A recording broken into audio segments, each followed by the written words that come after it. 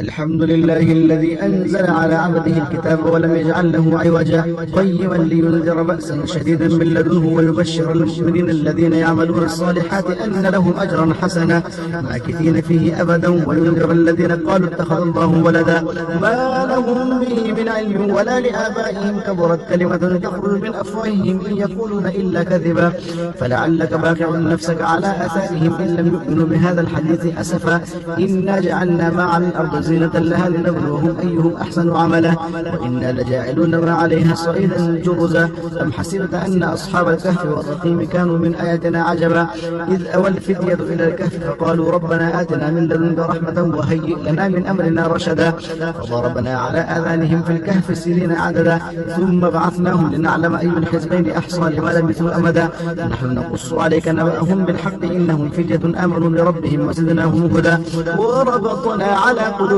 إذ قاموا فقالوا ربنا رب السماوات والأرض لن ندعو من دونه إلها لقد قلنا إذا شططا هؤلاء قوم اتخذوا من دونه آلهة لولا يأتون عليهم بسلطان بين فمن أظلم ممن افترى على الله كذبا وإذ اعتزلتموهم وما يعبدون إلا الله فأووا إلى الكهف ينشر لكم ربكم من رحمته ويهيئ لكم من أمركم مرفقا وترى الشمس إذا طلعت تزاور عن كهفهم ذات اليمين وإذا غربت تقرضهم ذات الشمال وهم في فجوة منه ذلك من آيات الله من يهد الله فهو المهتد ومن يضلل فلن تجد له وليا مرشدا وتحسبهم أيقاظا وهم رقود ونقلبهم ذات اليمين وذات الشمال وكلبهم باسط ذراعيه بالوصيل لو اطلعت عليهم لوليت منهم فرارا ولملئت منهم رعبا وكذلك بعثناهم ليتساءلوا بينهم قال قائل منهم كم لبثتم قالوا لبثنا يوما أو بعض يوم قالوا ربكم أعلم بما لبثتم فابعثوا أحدكم بورقكم هذه إلى المدينة فلينظر أيها أزكى طعاما فليأتكم برزق منه وليتلطف ولا يشعرن بكم أحدا إنهم إن يظهروا عليكم يرجموكم أو يعيدوكم في ملتهم ولن تفلحوا إذا أبدا وكذلك أعثرنا عليهم ليعلموا أن وعد الله حق وأن الساعة لا ريب فيها إذ يتنازعون بينهم أمرهم فقالوا ابنوا عليهم بنيانا ربهم أعلم بهم قال الذين غلبوا على أمرهم لنتخذن عليهم مسجدا سيقولون ثلاثة رابعهم كلبهم ويقولون خمسة سادسهم كلبهم رجما بالغيب ويقولون سبعة وثامنهم كلبهم قل ربي أعلم بعدتهم ما يعلمهم إلا قليل فلا تمار فيهم إلا مراء ظاهرا ولا تستفت فيهم منهم أحدا ولا تقولن لشيء إني فاعل ذلك غدا إلا أن يشاء الله واذكر ربك إذا نسيت وقل عسى أن يهديني ربي لأقرب من هذا رشدا ولبثوا في كهفهم 300 سنين وازدادوا 9 قل الله أعلم بما لبثوا له غيب السماوات والأرض أبصر به وأسمع ما لهم من دونه من ولي ولا يشرك في حكمه أحدا واتل ما أوحي إليك من كتاب ربك لا مبدل لكلماته ولن تجد من دونه ملتحدا واصبر نفسك مع الذين يدعون ربهم بالغداة والعشي يريدون وجهه ولا تعد عيناك عنهم تريد زينة الحياة الدنيا ولا تطع من أغفلنا قلبه عن ذكرنا واتبع هواه وكان أمره فرطا وقل الحق من ربكم فمن شاء فليؤمن ومن شاء فليكفر إنا أعتدنا للظالمين نارا أحاط بهم سرادقها وإن يستغيثوا يغاثوا بماء كالمهل يشوي الوجوه بئس الشراب وساءت مرتفقا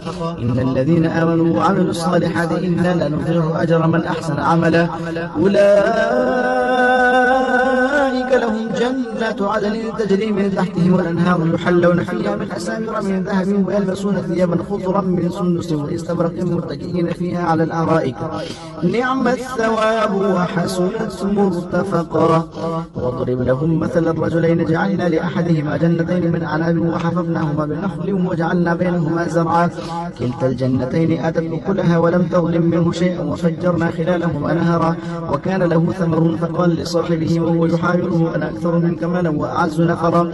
ودخل جنته وهو ظالم لنفسه قال ما أظن أن تبيد هذه أبدا وما أظن الساعة قائمة ولئن رددت إلى ربي لأجدن خيرا منها منقلبا. قال له صاحبه وهو يحاوره كفرت بالذي خلقك من تراب ثم من نطفة ثم سواك رجلا لكنه والله ربي ولا أشرك بربي أحدا.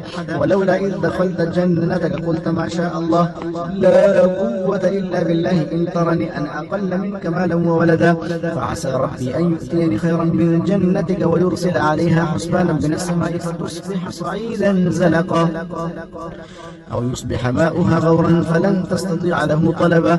وأحيط بثمره فأصبح يقلب كفيه على ما أنفق فيها وهي خاوية على عروشها ويقول يا ليتني لم أشرك بربي أحدا. ولم تكن له فئة ينصرونه من دون الله وما كان منتصرا. هنالك الولاية لله الحق هو خير ثوابا وخير عقبا. وضرب لهم مثل الحياة الدنيا كماء أنزلناه من السماء فاختلط به نبات الأرض فأصبح هشيما تذروه الرياح وكان الله على كل شيء مقتدرا. المال والبنون زينة الحياة الدنيا والباقيات الصالحات خير عند ربك ثوابا وخير آملا. ويوم نسير الجبال وترى الأرض بارزة وحشرناهم فلم نغادر منهم أحدا. وعرضوا على ربك صفا لقد جئتمونا كما خلقناكم أول مرة بل زعمتم أن لن نجعل لكم موعدا. ووضع الكتاب فترى المجرمين مشفقين مما فيه ويقولون يا ويلتنا ما لهذا الكتاب لا يغادر صغيرة ولا كبيرة إلا أحصاها ووجدوا ما عملوا حاضرا ولا يظلم ربك أحدا. وإذ قلنا للملائكة اسجدوا لآدم فاسجدوا إلا إبليس كان من الجن ففسق عن أمر ربه أفتتخذونه وذريته أولياء من دوني وهم لكم عدو بئس للظالمين بدلا. فأشهدتهم خلق السماوات والأرض ولا خلق أنفسهم وما كنت متخذ المضلين عضدا. ويوم يقول نادوا شركائي الذين زعمتم فدعوهم فلم يستجيبوا لهم وجعلنا بينهم موبقا. ورأى المجرمون النار فظنوا أنهم واقعوها ولم يجدوا عنها مصرفا.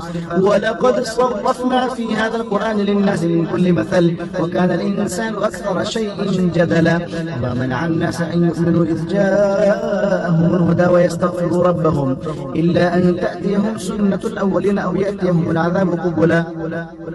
وما نرسل المرسلين إلا مبشرين ومنذرين ويجادل الذين كفروا بالباطل ليدحضوا به الحق واتخذوا آياتي وما أنذروا هزوا. ومن أظلم ممن ذكر بآيات ربه فأعرض عنها ونسي ما قدمت يداه. إنا جعلنا على قلوبهم أكنة أن يفقهوه وفي آذانهم وقرا وإن تدعوهم إلى الهدى فلن يهتدوا إذا أبدا. وربك الغفور ذو الرحمة لو يؤاخذهم بما كسبوا لعجل لهم العذاب بل لهم موعد لن يجدوا من دونه موئلا.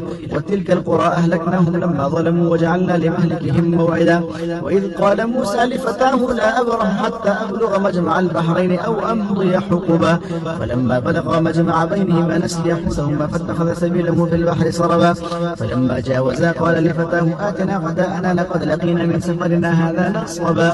قال أرأيت إذ أوينا إلى الصخرة فإني نسيت الحوت وما أنسانيه إلا الشيطان أن أذكره واتخذ سبيله في البحر عجبا. قال ذلك ما كنا نبغي فارتدا على آثارهما قصصا فوجدا عبدا من عبادنا آتيناه رحمة من عندنا وعلمناه من لدنا علما. قال له موسى هل أتبعك على أن تعلمني مما علمت رشدا. قال إنك لن تستطيع معي صبرا وكيف تصبر على ما لم تحيط به خبرا. قال ستجدني إن شاء الله صابرا ولا أعصي لك أمرا. قال فإن اتبعتني فلا تسألني عن شيء حتى أحدث لك منه ذكرا. فانطلقا حتى إذا ركبا في السفينة خرقها قال أخرقتها لتغرق أهلها لقد جئت شيئا إمرا. قال ألم أقل إنك لن تستطيع معي صبرا. قال لا تؤاخذني بما نسيت ولا ترهقني من أمري عسرا. فانطلقا حتى إذا لقيا غلاما فقتله قال أقتلت نفسا زكية بغير نفس لقد جئت شيئا نكرا. قال ألم أقل لك إنك لن تستطيع معي صبرا. قال إن سألتك عن شيء بعدها فلا تصاحبني قد بلغت من لدني عذرا. فانطلقا حتى إذا أتيا أهل قرية استطعما أهلها فأبوا أن يضيفوهما فوجدا فيها جدارا يريد أن ينقض فأقامه. قال لو شئت لاتخذت عليه أجرا. قال هذا فراق بيني وبينك، سأنبئك بتأويل ما لم تستطع عليه صبرا. أما السفينة فكانت لمساكين يعملون في البحر فأردت أن أعيبها وكان وراءهم ملك يأخذ كل سفينة غصبا. وأما الغلام فكان أبواه مؤمنين فخشينا أن يرهقهما طغيانا وكفرا، فأردنا أن يبدلهما ربهما خيرا منه زكاة وأقرب رحما. وأما الجدار فكان لغلامين يتيمين في المدينة وكان تحته كنز لهما وكان أبوهما صالحا، فأراد ربك أن يبلغا أشدهما ويستخرجا كنزهما رحمة من ربك وما فعلته عن أمري، ذلك تأويل ما لم تسطع عليه صبرا. ويسألونك عن ذي القرنين قل سأتلو عليكم منه ذكرا. إنا مكنا له في الأرض وآتيناه من كل شيء سببا، فأتبع سببا حتى إذا بلغ مغرب الشمس وجدها تغرب في عين حمئة ووجد عندها قوما. قلنا يا ذا القرنين إما أن تعذب وإما أن تتخذ فيهم حسنا.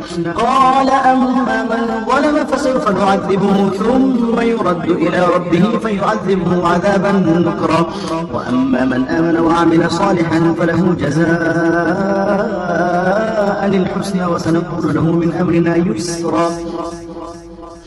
ثم أتبع سببا حتى إذا بلغ مطلع الشمس وجدها تطلع على قوم لم نجعل لهم من دونها سترا، كذلك وقد أحطنا بما لديه خبرا.